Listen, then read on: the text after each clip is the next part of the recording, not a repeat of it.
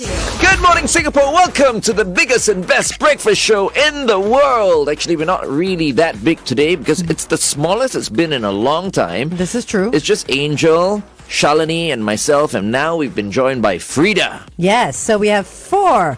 Sometimes we have 8. Yes. So we are quite small in comparison to our fuller days. We're actually missing FD and Daphne. Yeah, actually. very much. Huh? Very much. Yeah. It's time for them to come back, don't you think? I think we need to see a psychologist as a result of this. And so, how apt that we have Dr. Geraldine Tan from the therapy room with us. Good morning, Jerry.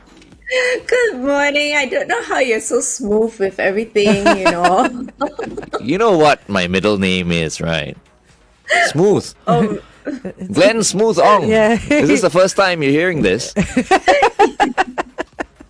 I don't think so, but I think everybody is laughing in their cars now. She doesn't know what to say now. Okay, so today we're talking about examination stress, right, Jerry? Yes, exam anxiety. It is the period for exams now. We've got the O-levels next week. Their written papers start on Thursday. They're done with all their oral exams and all that, but their written papers start next Thursday. So there's the PSLE that's on, and then there's the N-levels coming up. It's going on. The last paper is it? on the 10th of October. And then the O-levels? Then the O-levels, their written paper starts on the 19th of October, and that's usually the start to all the main written papers. So what's going through the minds of all these students who are preparing for the exam, Jerry? So they have the national exams, you have the usual end of year exams, and especially for those that are taking the national exams, they just finished their prelims, so the mock papers, and some of them did okay, some of them, didn't do so well. So many of them are panicking. They are feeling the stress and the pressure of the impending, I wanted to say impending doom, because that's what they feel. It is quite dreadful. So you can literally feel the anxiety of the students as they come in for sessions. Why though? Why do they feel so anxious? Fail lah. These days, you fail, just become an influencer. That's all. Funnily enough, that is the dream of a lot of kids these days. I was walking somewhere randomly near a train station, I think, and these 2 kids, maybe 12, 13 years old, 2 boys. He's like, I don't want to study anymore. I want to become a YouTube star. There you see. So, that's what they aim for. Not everybody. So some of them, it could be the fear of failure. So some of them still have that fear of failure. Some of them, they have expectations placed onto them. Yeah, so the family or the parents, or they don't want to disappoint a teacher. Or they have dreams. So if it's not an influencer, it could be dreams of going into a certain faculty. And that faculty might require you to have a certain result or certain standard. And they're worried that they cannot attain that. So some of them do have perfectionistic traits also. Do you agree that a fear of failure is a lack of preparation? Because if you know your stuff, you're confident, right? Yeah. But if you don't know your stuff, then that's when you start to panic and start to cram all your studies into the last couple of days, and you have sleepless nights and all that. I don't know, Dr. Jerry, do you think so? It contributes if you feel unprepared or if you don't prepare enough for these students, because there are some that go into the exam hall and they're not prepared at all, and they can't be bothered. But for these students, preparation does help. But what happens in anxiety is that even if they study, nothing goes in, because they start to panic, right? And they go, but I've read this page for 3 times, and that was legit one of the students that complained, and I cannot understand anything at all. And you see the desperation in the poor student's face, right? You go like, but I can't. And you go, okay, what else can we do? So it is the anxiety that takes over the student. And sometimes just kind of like blackout mental as a block. result of that. Yeah. You know what I mean? Yeah. You may be very prepared, but you get there, you sit down, you look at the paper, and boom, Everything goes. Everything goes. Yeah. Okay, let's continue to talk to Jerry on the Big Show TV. Up next, Boys Like Girls. This is Language on Kiss 92. All the great songs in one place. Yeah, I've had those moments, studied, and then when you get there, because of that anxiety, everything disappears. Correct. And you're like, but I read about this. I just read about this yesterday. How do I not know this? How can we get rid of that anxiety? Xanax. Without drugs. Oh, without drugs. Yes, without drugs. No, yes. So the body is all tense, right? So some of the physiological symptoms that when you sit in the exam hall and you're looking at the paper, so you've described blanking out. Some would feel maybe sweaty palms, sweaty feet, dry mouth, blurred vision even, because they're so stressed they cannot see. They say, I can't see anything. So they put their faces really, really close to the paper because they are desperately trying to see something, right? Or they get more physiological symptoms would be like your headaches, your diarrhea. So sometimes you have students that are running to the toilet so many times, and they get more and more desperate each time because they think that they are losing time. So for these students, we probably would need to teach them relaxation techniques that they can do in the or at the exam hall itself. So that's quite difficult. So we want to try and prevent that from happening also. What about things like undiagnosed disorders, things like dyslexia, ADHD, and other ones that the names for?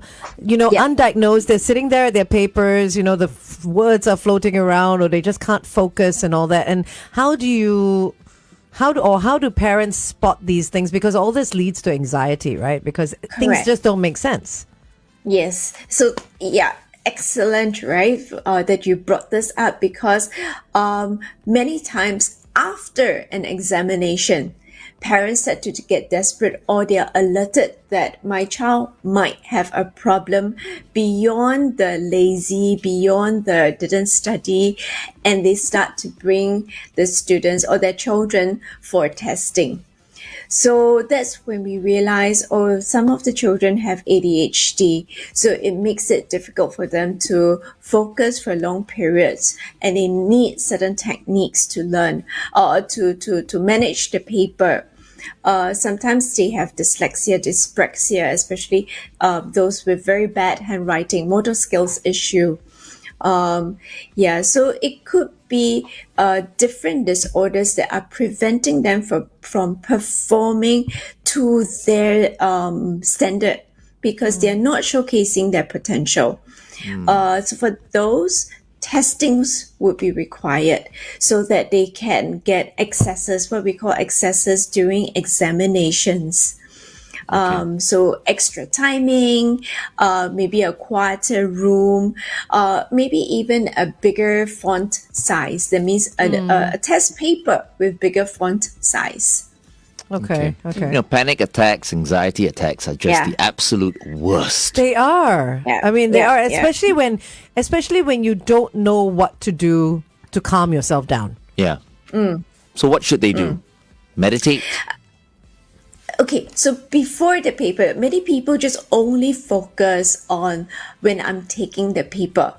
But many things would need to be done before you go and take the paper, besides studying. One of the big things that I often kind of nag the students are, please sleep early. Please get adequate sleep. And they will go, oh, I've got no time. Or they would say, but I need to relax by playing my games. And they play late into the night. So they're not getting adequate sleep. So one of the things that I always nag them is please just sleep early. Without sleep, you're going to be tired. Your brain's not going to work properly. You're not going to be able to remember because memory does get impeded if your brain is tired, right? So we cannot just hope that we are young and our memory is all intact. But I mean, all this is well and fine if you are speaking to the kids and all that, you're telling them how to calm down and stuff. But it's also the responsibility of the parents, right? To be able to help their kids calm down and maybe not pressure them so much. Do you think that parents these days are more open to getting help for kids? Because during our time, it was more like, oh, you're just lazy. You need to focus more. You're clearly not putting your head into it and stuff like that. That's the typical writing on the report card would be, could do better if they focused, right? But nowadays, are parents more open to getting help for kids? If you're talking about, every student having access, no. But if, let's say, the parents suspect that the child has anxiety, that means not just stress, but more than stress. They are showing symptoms. They're breaking down. They are melting down, perhaps. The parents are a bit more comfortable to come forward and say, my child needs help. But I also have a fair number of parents who bring the students, and I have to then work with the parents because they think that they are failures. As in, the parent themselves feel like they fail in their parenting process. And why is it that my child doesn't tell me, or why is my child breaking down? Is it my fault? But it's no fault of the parents. So they like to, blame themselves or point a finger at someone. But it's not about that. Sometimes they just need a little bit more resources. And I'm glad the parents are able to provide them with those resources. Okay, Chop, we are going to go on the radio, and I think that's a very good question. Angel, you can ask her that question. Welcome back to The Big Show and The Big Show TV. Our guest for this morning and every Tuesday morning is from the therapy room. She is award-winning psychologist, Dr. Geraldine Tan. Good morning, Jerry.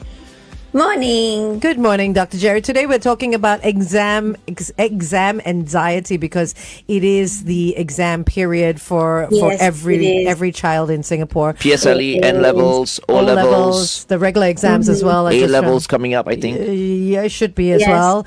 And as much as we are talking about how we can help kids maybe calm down, be more prepared, know how to focus better, we also need to help the parents because it's also the parents' responsibility to do their part as well, right? But isn't it because of the parents that the kids are stressed out? Because some parents are like really some ambitious. Some parents are, but even the ones who, I guess so. It is sometimes. So I was very lucky. I just give you a quick example because my mom was not so ambitious. She wanted me to be a Catholic priest.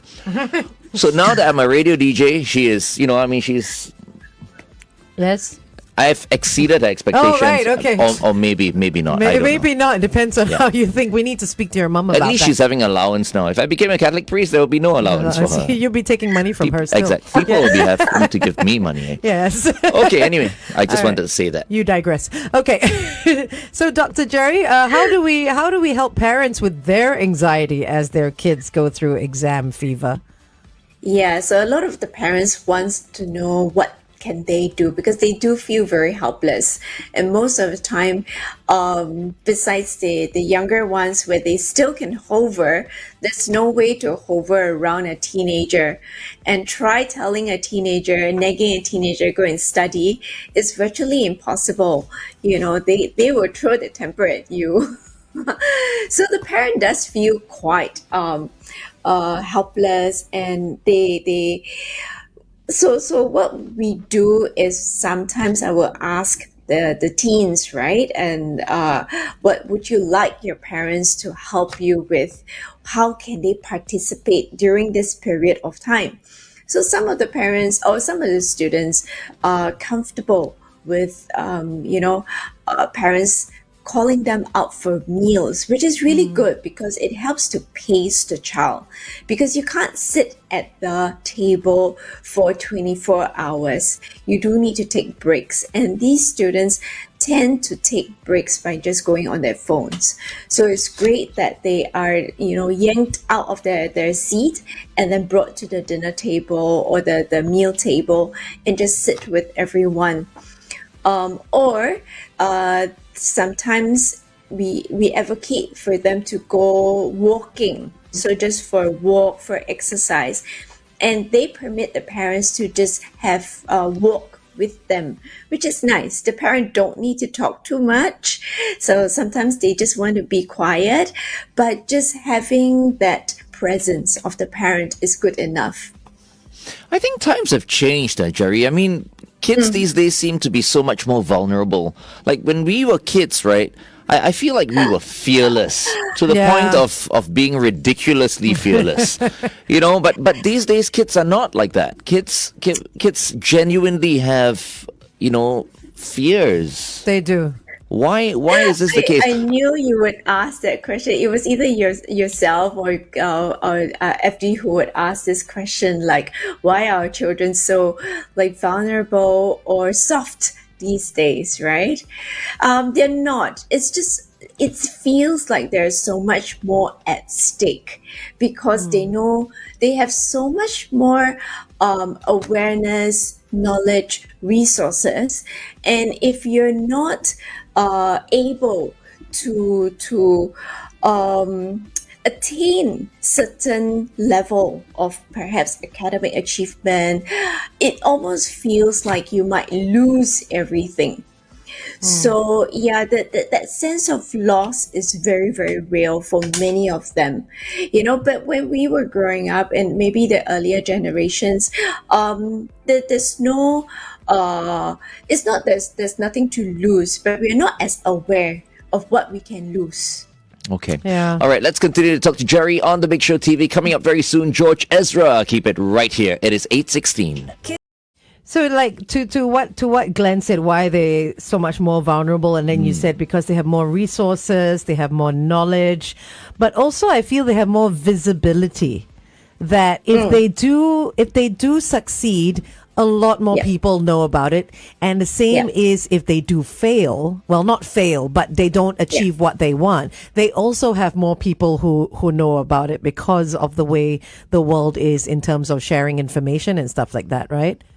That's a very, very good perspective. It is true. So a lot of times, even it's not just the after that, which means the results that are obtained. It is the during, because when they are studying, you've got the students who have Telegram channels, Discord channels, IG channels, and they are posting what they have studied, what they have completed. They are soft bragging, humble bragging. Oh, I've done all these, but I don't know the answer. Have you done it already? And then for those that are a little bit slower, they cannot catch up, they feel like, oh my goodness, my friends have done so much. What have I done? So they feel like they are lagging behind and they start to get very worried. So there's this insane competition even before the exam paper is being put in front of them. So it's the entire process. So some of them, we literally say, delete your app. So if the going into the app is not possible because it's such an automatic muscle memory that you click onto your app, then delete the entire app. Don't go into it. There are some of the students who really do that, or the older ones who are a little bit more aware, they will just dump their phones for this period of time. That's a tough thing to do because that's like an extension of yourself nowadays. The phone, the apps, and everything else. You were talking earlier about parents and kids spending time, taking breaks from school, from studying and all that, like maybe going out for a meal or going for a walk. And you said something about kids permitting parents to walk or talk with them or take them out. Is that what parents are forgetting that they need to ask permission as well from their kids instead of just the kids asking permission from them? I like how you pick up on all these. Yes, our teens, right? Our teens are in a very peculiar stage of life, and they love their privacy. They love their space, and they get very, very prickly when they are in it. When they have intense emotions. So parents forget that they are no longer children, and they forget that their children need privacy. So what do? They behave like their children are still in primary school, and they impose certain things which really annoys the teenagers. So yes, I did deliberately use the word permit the parents, but really it's respecting each other's, space, time, boundaries. And it is also a relearning for parents about children's privacy, children's boundaries, because parents sometimes forget that my child can grow up. You spend 12 years trying to mollycoddle them. Okay, we don't mollycoddle them, but we kind of are in their faces, in their spaces for 12 years. And then the next 12 years, we forget that we have to relearn how to deal with them. Okay. I feel like that's so unfair. What? That the parents have to relearn. No, but you it's brought the kids into the world. You set the rules up to a certain point. If you're like 18 to 21, yeah, okay. You're thinking straight and all that. But if you're a kid between 12 and, let's say, 15 or something like that, you just live by my rules. It's as simple as that. No, but I think as much as the parents have to relearn, the children have to relearn as well. Absolutely. But 18 to 21, that's hardly a grown-up. That's No, the but it's worst time you make your decisions. But I feel like if I had a kid, which I don't, if my kid was between 18 and 21, I would then be dealing and talking to my kid Like in a an more adult. adult way. Loosen the But strings a bit. anything before that, look, you're a kid, all right? You listen to me. I think it's very, very different these days. I mean, even with my kids as well, I tend to not want to discipline. I just listen. When they were, and they're no longer having exams and stuff like that.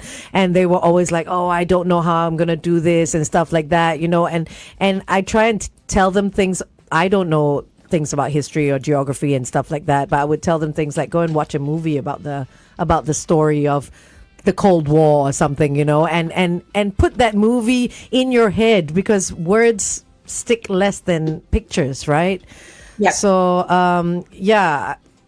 I don't know. That is why also Glenn doesn't. In a have while, children. we're going to get Nianzhou in as well. Yeah, and you're going to join the conversation. Nianzhou has kids, right? about- You got kids, right, bro? How old are your kids, though? They're very young, though, right? I assume. No? P3. P3 yeah. and? Can. Just P3. Okay. We're talking about examination stress today. P3 doesn't have exams yet, I think. When do the exams start for your 9-year-old? They rebranded. There is some kind of an assessment happening soon. He's some kind of he's like the parent that takes a hands-off role. You're like, something is happening. Ninja's honorary. Can you Yeah. adjust his Yes. mic, his camera just a little? Okay, awesome. There you Hello. go. Yeah. Hello. So We just thought we get you involved in today's session. First time. Oh, please, Yeah. Dr. Jerry meet yes. Nianzhou meet Yes, Dr. hi. Jerry. We've met. It's hi. just that Yeah, yeah. it's the first time we are all on screen together. Yes. How Yeah. awesome! That's the advantage when FD is not around. Oh, Are you? So you have a 9-year-old boy or girl? Girl. Girl. Okay, Yeah. and she's when do her exams start or her assessments start? blank look. Okay. I love it. Okay, there you see I hands think off I'll be approach. I'll be like Hands- Nianzhou by hands my off But it's bed. happening in October. October, which is just next month. Yes. 2 weeks there away. was some fervent and exciting exchange with the various teachers. Which- this one how? What, this one is in this child? How? No, this homework, this schedule. Yeah. Right, Kids are okay. as busy as adults. They are. So we're talking about exam stress Yes. and anxiety more so. Yeah. Does your daughter face that at all, or is she feeling that now? Do you feel like she is? I think this is the first year where she's been getting, this kind of hidden assessment, Tests. right? Yeah. And then, I mean, it feels as a parent, an involved parent, I say, there's a step up in terms of expectations for school versus, it used to be quite fun, primary 1 and 2. So 3, I think there's a bit of tension. So sometimes she comes back a bit frustrated. It takes a while to get her to tell Calm down what's or going tell- on. right. Yeah, that sort of thing. It does build up a little bit. Oh, wow. Now Yeah. I understand. At So, 9. so it's like, a lot of the time I keep on thinking it's the parents who are putting pressure on the kids. No, not Actually, me, it's not the me. schools. Yeah. It's the society. It's society as But well. what about the schools? Jerry, Yeah. do you think there's an issue? Do you think schools are are the ones who are putting, extra stress on the kids? Let's go on air and find that out because we only have 20 seconds. left. Okay, Yeah. Angel will ask that question Okay. because I don't want the schools Sure. to look at me in a bad I way. have no problem asking the question. Thank you very much. Because, I love to be loved. Okay. Good morning and welcome back to The Big Show and The Big Show TV. Our guest for this morning is Dr. Geraldine Tan from the Therapy Room. And our next guest coming up is Lee Nian Zhou, of course, who is the Senior Transport Correspondent at the Straits Times. We've asked Nian Zhou to join us in our conversation with Jerry this morning because he's got kids as well. Your kids are primary school? I have one in primary school, the Yeah. other one that is not in primary school yet. All right. Yeah. And I was Okay. just asking Jerry if she thinks that schools are the ones who are pressurizing children. I thought you wanted me to ask. Oh, that's but true, it's okay. actually. It's all right. Okay. You can look like the. I'm feeling brave this morning. Okay, go. So are schools putting pressure on the kids, especially during exam period? Well, I think the schools need to do what they need to do, especially in Singapore, right? The method of learning is different. The style of teaching, the style of the learning environment is different. So the schools do have pressures themselves to deliver. So they pass on that pressure to the students also. But not all the schools are pressurizing the children, but the children themselves is very interesting. They do, naturally we do look at the next person, we do compare, we do compete. So that would be something in communities, you see that happening.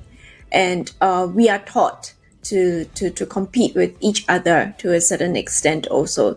So that is what is happening with our students or our children also. They go into school, they see their friends, they hear their friends, or they hear their friends having like 10 million tuition, 10 million enrichment, and they feel like they are left behind even. You were talking about certain distractions earlier, like social media and YouTube and what have you on the devices that kids have. And some Yes. parents either deactivate the accounts or delete the accounts. But Mol has come onto our Facebook and she has said, my daughter actually deleted her apps like Instagram and YouTube, but had to install them because the schools post important updates on social media. So it seems like a very counterintuitive move for schools to do that when they're trying to not distract the children from being on their phones. Yeah, so they need an avenue to get to the students. So the common method would be the WhatsApp group, so a group chat. So if you delete that, but there are so many groups, if you see any of the teens or the young persons WhatsApp chat or the Telegram chat, they have so many group chats and so many notifications. Sometimes you look at it and go like, hey, why do you have like a few hundred notification on your WhatsApp, the little batch there? And they say, yeah, there's so many that I can't be bothered to go and read it anymore. Yeah. But I do know quite a number of them are the students themselves, not the parents. The parents don't delete the app for the teens. It would be the children or the teens themselves that delete the Discord app, the IG app themselves until after the examination. Ninjo, so are you facing any issues at this stage of your kids' primary school life? I think it's a mix of academic work as well as just, I think the development of the child. I mean, I see that she's learning like things she wants to do in school as well. The CCAs and all that on top of the exams or the assessments.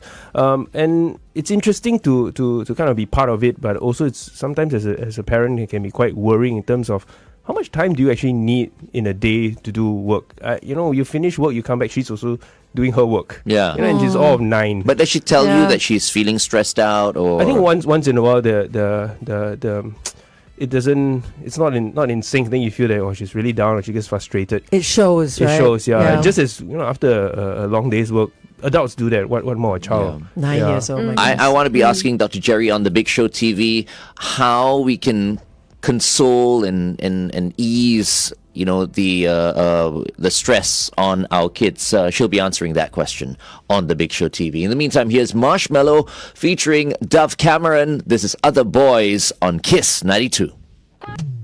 So what can parents do, Jerry, to ease that stress, to console them? So one thing I always tell parents is don't be an extension of a tuition teacher of the school. So a parent, you put in the boundaries, but you also do so many other things with your child. So don't just sit with your child and say study, do the next paper. That's not being a very fun parent and not being very effective as a parent also. We look after their basic needs, their food, their sleep, and all the other areas of their themselves. So continue to do that. I love it when parents, play with their children. So it doesn't mean that if they are studying for examination, they cannot go out for a game of badminton or bowling or something or other. A frisbee, I think that's also very trending. So I would encourage the family to play together. That would be a very nice balance for the child, and the child would understand that I don't need to study 24/7. Having meals with the child. Food is a very big thing in our community, so having food together would be very fun.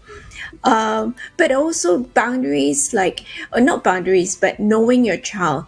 I think then this one I will ask Ninjo, do you know whether your child is a visual learner, an auditory learner, or a kinesthetic learner?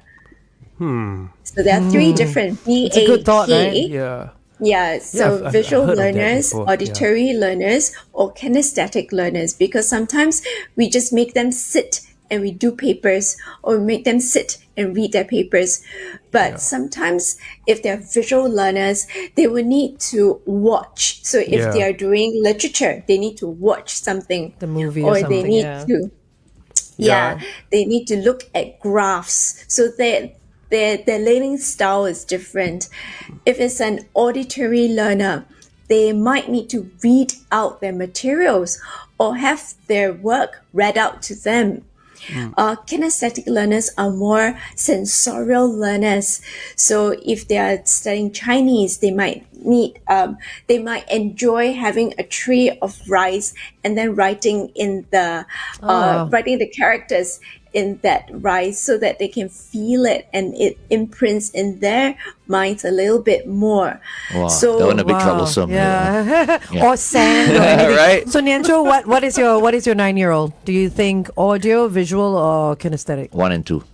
I think You can be a couple, I think it's a mix. yeah. Like for certain subjects, it seems to be better in terms of like feeling it. Yeah, other times I just to make sure that she's with us physically and mentally, to read it out loud. That it focuses her a little bit at this point. Yeah. Okay. And a lot of kids, you would start them out with all 3, right? Just to see which they sort of gravitate Yes. towards. Yes. So primary school, especially in lower primary, they try out different things, and we use a mix of learning methods anyways. But sometimes when we grow older, we gravitate towards one or the other.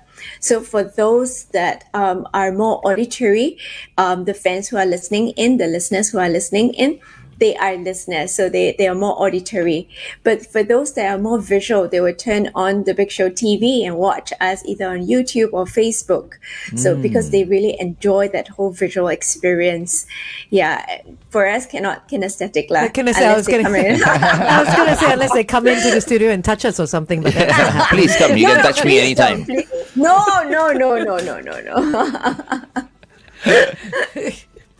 Okay, brilliant. That Okay, was fantastic. Yeah. Jerry, any last words? Yes, a little quote. So this one is from Winston Churchill, and he says, "Success is not final, failure is not fatal. It is the courage to continue that counts." So 加油 all the students out there, you will be okay.